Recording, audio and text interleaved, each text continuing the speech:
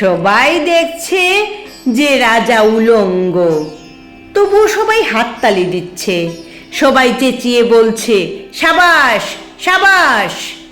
কারো মনে সংস্কার, কারো ভয়, কেউ বা নিজের বুদ্ধি অন্য মানুষের কাছে বন্ধক দিয়েছে, কেউ বা পরান্নভোজী, কেউ কৃপা প্রার্থী, উমেদার, প্রবঞ্চক।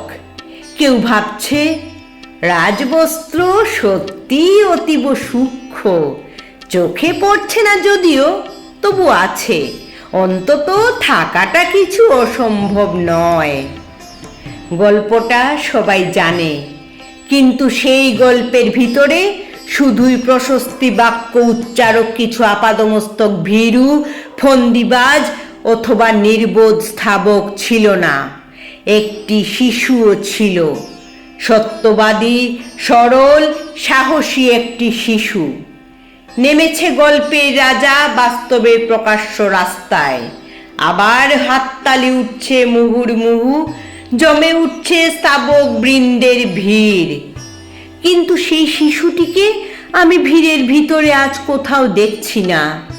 শিশুটি কোথায় গেল?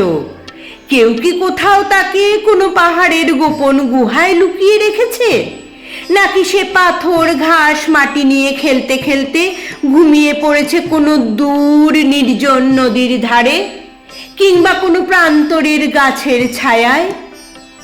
যাও, তাকে যেমন করেই হোক খুঁজে আনো।